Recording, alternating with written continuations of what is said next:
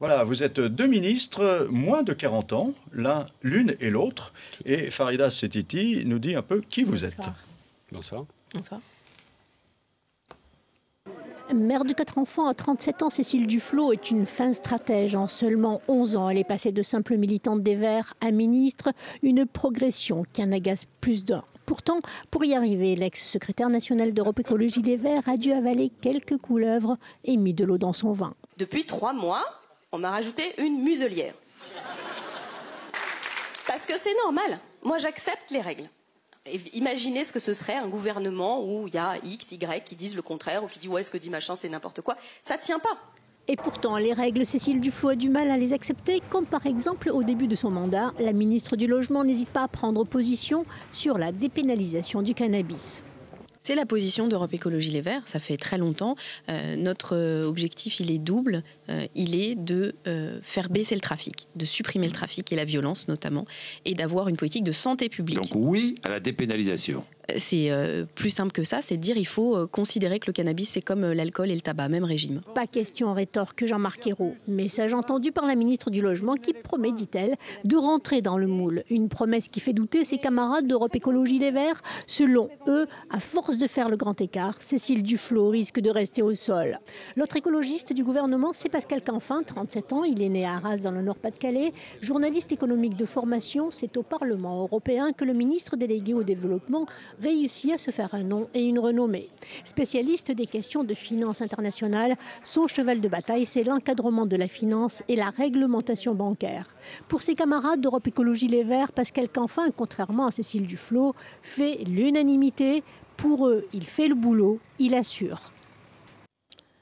Farida En Setiti. revanche, bonsoir Cécile Duflot. En revanche, on vous reproche un petit peu de ne pas justement assurer. Et alors, après 4 mois et demi au gouvernement, est-ce que vous avez enfin intégré le moule? Je peux prendre la défense parce que c'est... Le bon élève et la mauvaise. On s'y retrouve un petit peu mieux quand même. Vous allez répondre après. Vous allez répondre après. Non, Je vais dire, c'est vous qui répondez après. Allez-y, monsieur. Alors, est-ce que vous êtes dans le moule? C'est lui qui répond. Est-ce que vous êtes dans le moule ministériel? Non, mais ça Pascal vous Canfin. concerne, ça. Mais parce qu'on est très en phase, Pascal et moi.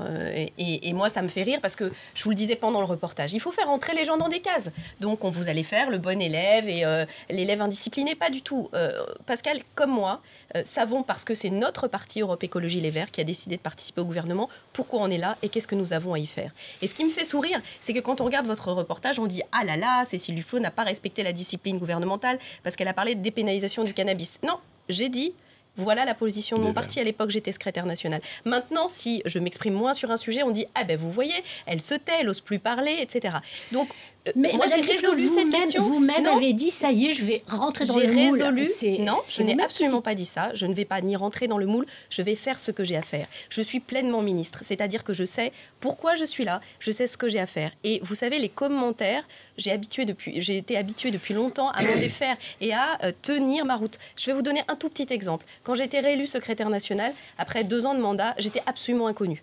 Et on avait dit vraiment, Cécile Duflot, ça fait 2 ans. Je sais, parce qu'à l'époque, M. Mazerolle m'avait invité. Et je pense qu'il avait utilisé cette expression. L'inconnu réélu. Donc, on vous... C'est vrai vous qu'en êtes... 11 ans, vous avez quand même... Non, Vous êtes vous passée êtes de secrétaire militante national à- d'un parti et vous êtes inconnu. Franchement, qu'est-ce que ça a comme sens? Donc, vous savez, je suis pas blasée, mais je considère qu'il y a des choses plus importantes. Les choses plus importantes, c'est travailler. Et je suis très justement. fière que Pascal Canfin soit un excellent ministre en charge du développement. Alors. Et je suis très contente Alors. qu'Europe Écologie Les Verts assume cette position qui n'est pas forcément confortable, effectivement, d'être dans une alliance, mais de passer à l'action, de ne pas être dans le commentaire, de ne pas être dans la contradiction, mais d'être en situation d'agir. Mais quand même, Cécile Duflot, votre désinvolture et votre style déconcerte plus d'un, non seulement dans votre parti, mais aussi ailleurs. Comme par exemple, lorsque votre parti vote contre le traité budgétaire, vous envoyez un tweet avec la photo du chili con carne que vous êtes en train de cuisiner. Oui, mais ça, alors, tiens, certains, alors, hop, attendez, lisez-le. des responsables, Faites-moi plaisir. attendez, non, je vous répète, Faites-moi non. plaisir, lisez-le. Bah, je vous non, répète. monsieur. Puisque vous me posez la question, j'avais pas spécialement envie, mais lisez-le.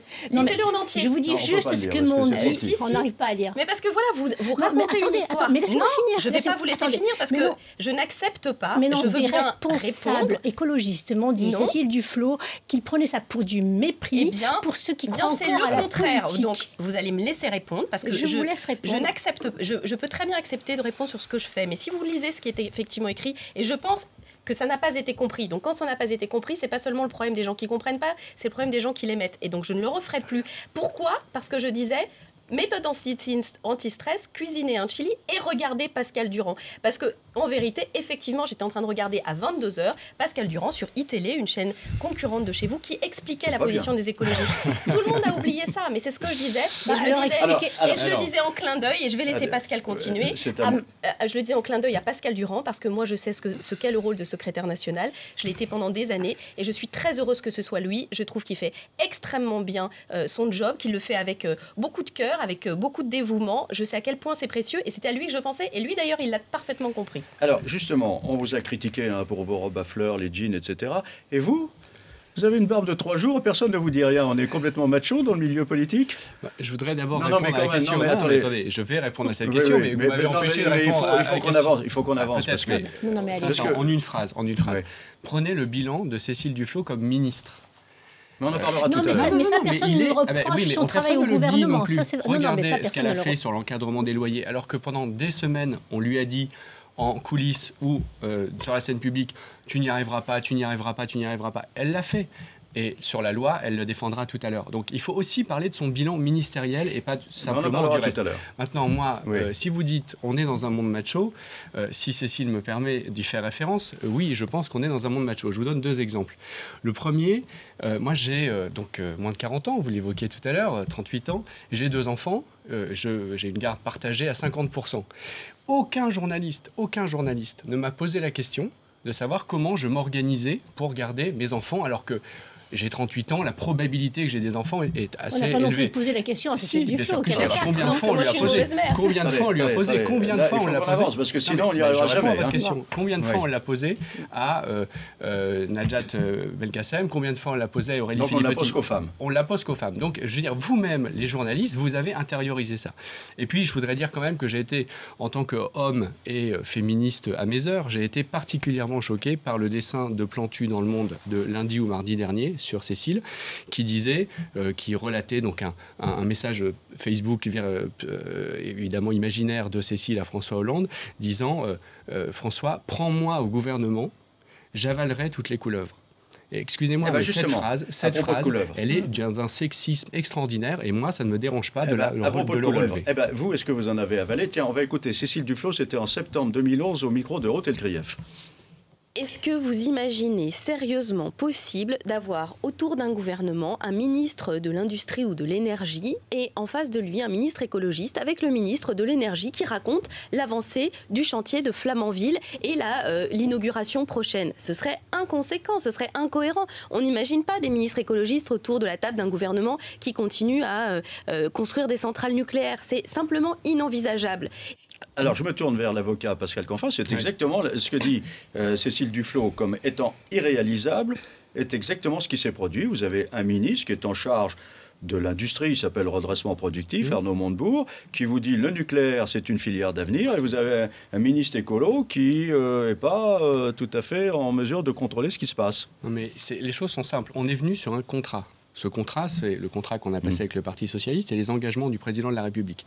Est-ce que vous pouvez nous dire précisément, non pas les déclarations des uns et des autres, mais les actes politiques, les décisions prises par ce gouvernement, qui sont des couleuvres que nous aurions avalées? Moi, j'aimerais bien que vous nous en citiez 1, 2, 3. Non, mais attendez, précisément. Un acte politique, c'est pas un acte notarié. Un bilan de gouvernement, c'est pas un acte notarié. Je vous parle du bilan en général. Mais bien sûr, je vous parle du bilan du gouvernement. Je vous parle pas des déclarations. Sur le nucléaire, par exemple, il y aura plus de nucléaire à la fin du quinquennat de François Hollande avec Fessenheim, avec l'EPR, pardon, qu'il n'y en a maintenant. C'est le contraire. Et lors de la conférence environnementale a été rappelé de manière la plus claire possible, non seulement Fessenheim, mais le fait que nous étions dans le contrat qu'on avait passé, c'est-à-dire le passage à 50%.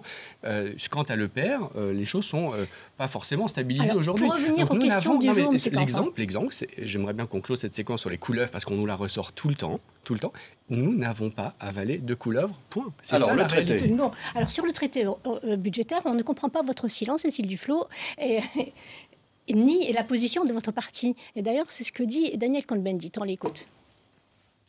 Quand on est ministre, il faut se battre pour la position du gouvernement. Pascal Canfin s'est un peu battu. Il était plutôt pour le oui, mais il a dit peut-être l'équilibre, ce serait l'abstention. Bon, mais c'est un peu... Et Cécile Duflot, en fait, elle a dit je suis pour mon parti et je suis pour le gouvernement. Et ça, moi, je comprends pas. C'est tout, je comprends pas. Bon, mais peut-être que c'est moi qui suis trop bête. Hein, c'est pas grave, hein, dans la vie.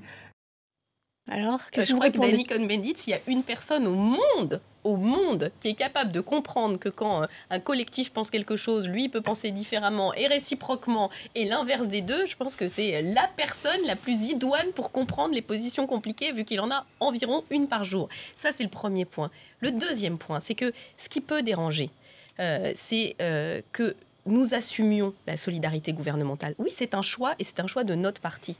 Et ça, je pense qu'il y a une culture de la coalition qui n'existe pas en France ou qui s'est perdue. Est-ce qu'on se souvient de l'époque de la gauche plurielle ? Parce que maintenant, évidemment, il y a les écologistes et puis le Parti socialiste. Mais il y avait le MRC, il y avait le Parti communiste qui était au gouvernement, je peux vous dire. Les communistes, quand ils étaient en désaccord en 84, par exemple, ils sont partis. Non, mais ils ont été au gouvernement de 97 à Deux. Et chacun sait qu'il y a eu des sujets de désaccord, qu'il y a d'ailleurs eu un traité qui a été adopté à cette époque où tous les parlementaires, sauf les parlementaires socialistes, n'ont pas voté ce traité. Donc, il faut arrêter de croire que le monde existe sur une toute petite période. Deuxième chose, il faut aussi arrêter de croire que pour être dans une coalition gouvernementale, il faut être d'accord sur tout, pour la bonne et simple raison que ce débat-là, et en particulier le débat sur l'Europe et sur les choix à faire, c'est un débat qui traverse la gauche depuis des années et des années.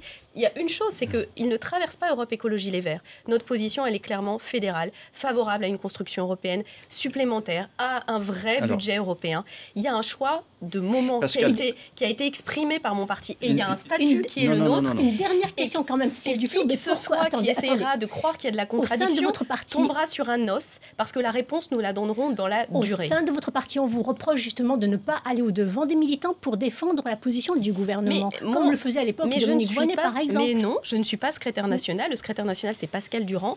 Si j'allais dans mon parti, on dirait que je suis intrusive.